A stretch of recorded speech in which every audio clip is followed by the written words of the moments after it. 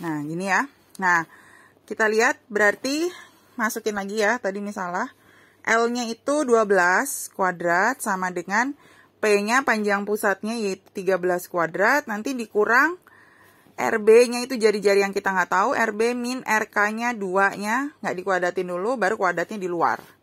Nah, baru sekarang kita bikin di sini RB min 2 di pangkat 2 sama dengan 169 yang tadi 13 kuadrat dikurang dengan 12 kuadrat, yaitu 144, gitu ya. Nah, nanti baru kita kerjain ini hasilnya 25 sama dengan RB min 2 pangkat 2. Nah, baru kita akar dulu si 25. Akar 25 itu kan 5, ya. Ini kuadratnya udah hilang.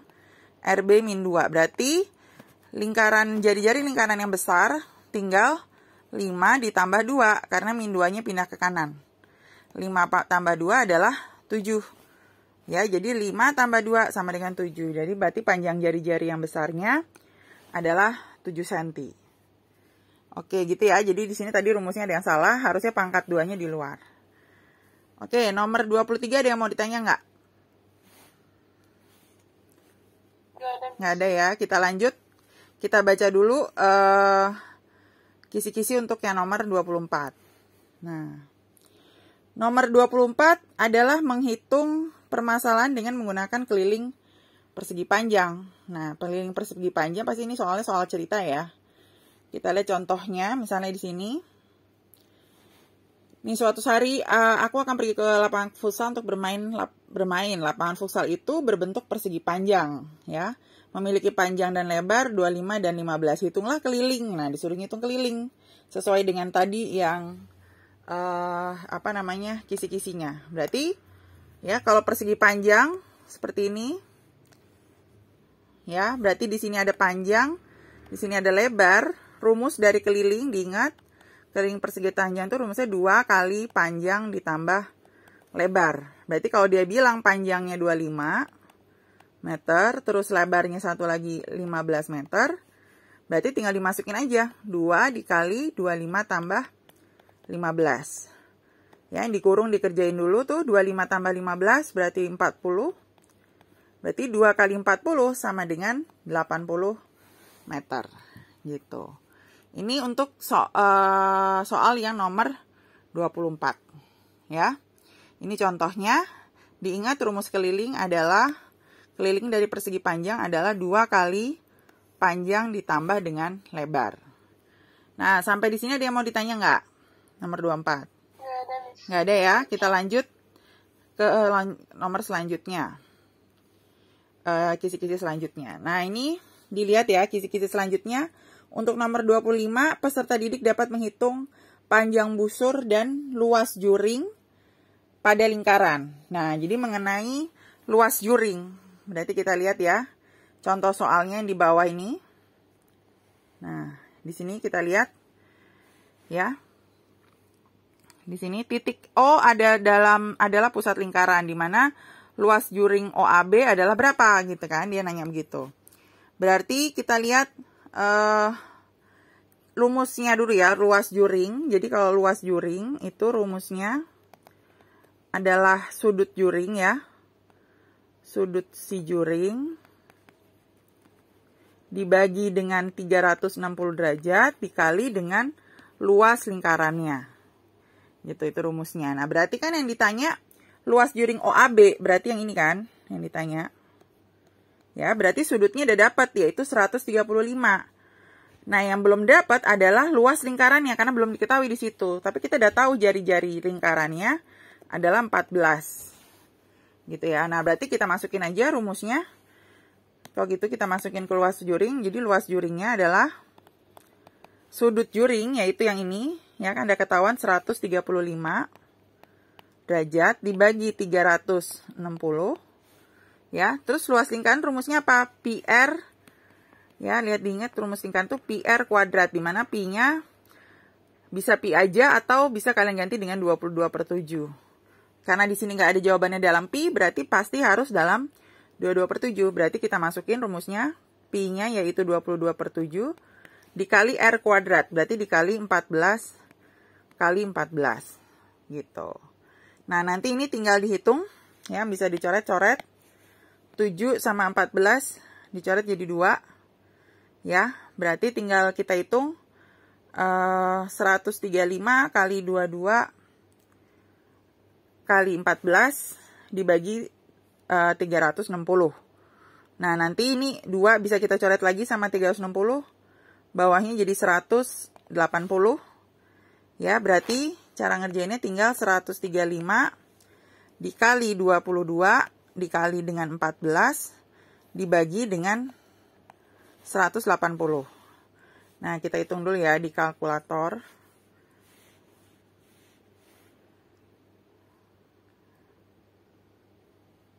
Nah, kita hitung dulu di kalkulator, yaitu 135 kali 22, 135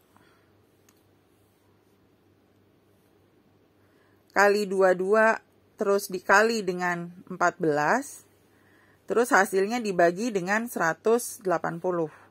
Nah, nanti kalau dihitung hasilnya adalah 231. Nah, sama dengan 231. Ada ya jawabannya yang B. Gitu ya, jadi diingat rumus dari luas juring. Ya, rumusnya yang ini. Nah, oke, sampai di sini ada yang mau ditanya? Nggak ada? Kalau nggak ada kita lanjut ya. Kita lanjut ke nomor selanjutnya. Nah, terus kita baca lagi nomor 26, berarti peserta didik dapat menyatakan rumus Pitagoras. Nah, ini nggak ada apa namanya contohnya ya. Jadi untuk nomor 26 itu kan teori. Rumus teorema Pitagoras adalah apa? Misalnya ini ada segitiga ya. Terus siku-siku ya, yang miring kita sebutnya C, misalnya tegak A dan B. Berarti rumusnya apa? C kuadrat sama dengan A kuadrat ditambah dengan B kuadrat. Itu adalah rumus dari Pitagoras gitu. Nah, itu teori ya, soal teori rumus dari Pitagoras nomor 26. Nah, sekarang kita lanjut membahas ke soal nomor 27. Peserta didik mampu memilih pernyataan yang benar dari dua bangun datar yang sebangun atau kongruen. Nah, ini teori juga ya. Jadi kalian lihat lagi, waktu itu kami kita pernah belajar mengenai kesebangunan ya, tentang kongruen dan sebangun. Ya, kalau kongruen berarti yang syaratnya sama persis, kalau sebangun itu yang perbandingannya sama. Dicek lagi yang di bagian kongruen dan sebangun. Gitu. Nah, terus habis itu nomor selanjutnya dapat menganalisis selisih atau jumlah dari data yang disajikan. Gitu. Nah, terus nomor 29-nya mengenai peluang ya, peluang dari mata dadu atau logam sebuah percobaan. Sedangkan nomor 30-nya mengenai translasi. Nah, ini kita ada contoh soalnya dari yang tryout. Kita lihat nomor 28 dulu ya. Nah, data percobaan itu yang seperti di tryout ya. Jadi kalau ada data seperti ini, yang harus kalian lakukan itu diurutkan dulu datanya dari yang kecil sampai yang besar nih, soal yang ini. Ya. Nah, berarti kita urutin dulu nih yang soal yang di tryout ini, dari yang kecil sampai besar. Berarti yang paling kecil kan 60. Ya kan? Berarti 60-nya ada berapa? Ada 1, ada 2. Berarti 60-nya kita tulis 2 kali. Ya, terus angka selanjutnya yang paling kecil selanjutnya adalah angka 65. Nih, 65 cuma ada 1, berarti kita tulis 65. Ya, terus habis itu setelah 65, data yang terkecil selanjutnya adalah 70. Ada berapa? Ada 1, ada 2. Berarti kita tulis lagi 70. Pokoknya diurutin dulu. Ya, baru selanjutnya setelah 70 selanjutnya adalah dia ada angka 80, ada 3. 1, 2, 3. Berarti kita tulis lagi 3 juga. 80, 80. Terus terakhir, yang paling besar adalah cuma 1, yaitu 85. Nah, baru sekarang di sini dilihat di pertanyaan soalnya apa? Pertanyaan soalnya median dan modus. Median itu berarti titik tengah.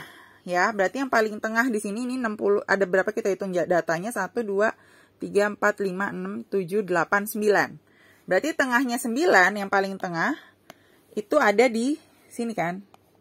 Nah, kita lihat di kirinya ada 4 data, di kanannya juga ada 4 data. Berarti ini adalah si median. Nah, mediannya adalah 70. Nah, kalau ditanya modus, modus itu artinya apa? Modus itu adalah nilai yang paling sering keluar. Yang jumlahnya paling banyak. Kayak 60 kan ada 2 kali, 65 ada 1 kali, 70 ada 2 kali, 80 ada 3 kali, dan 85 ada 1 kali. Berarti yang paling sering keluar banyak itu adalah angka ini, yaitu 80 ada karena ada 3 kali. Berarti angka 80 itu adalah modusnya. Nah, berarti nilai median dan modusnya adalah 70 dan 80. Gitu. Nah, tadi kan dia bilang bisa aja yang ditanya selisih atau jumlah. Bisa aja yang ditanya selisih median sama modus. Berarti tinggal dikurang aja 80 kurang 70. Tapi kalau ditanyanya jumlah, berarti 80 tambah 70. Gitu. Itu untuk mengenai median dan modus. Ya, untuk soal nomor 28. Ada yang mau ditanya nggak sebelum Miss hapus? Nggak ada ya. Kalau gitu lanjut ke nomor 29. Nah, kita lihat di nomor 29 nih. Nomor 29, dia adalah tadi ya di kisi-kisinya mengenai peluang mata dadu atau uang logam. Biasanya sih yang sering mata dadu ya, karena kalau uang logam itu kan cuma angka sama gambar. Nah, kalau dadu, ada dadu berisi 6 dilambungkan sekali. Kan kalian tahu ya, dadu itu kan ada yang titiknya isinya 1. Bentar.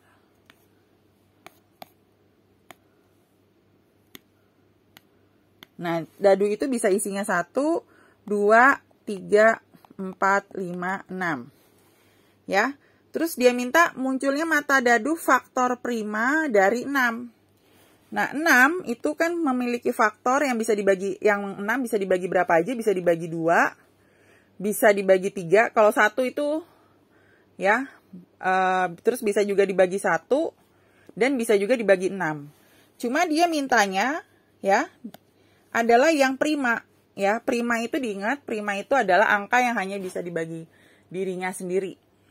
Ya, dan 1. Tapi 1 nggak termasuk. Berarti yang prima itu cuma 2 sama 3. Karena kalau 1 itu tidak termasuk dalam prima. Kalau 6 kan dia nggak cuma bisa dibagi dirinya sendiri ya. Karena selain 6 bagi 6 bisa 1, tapi 6 bisa dibagi 2, bisa dibagi 3. Berarti dia bukan bilangan prima. Jadi yang bilangan prima di sini cuma angka 2 sama angka 3. Berarti ada berapa angka? Ada 2 angka.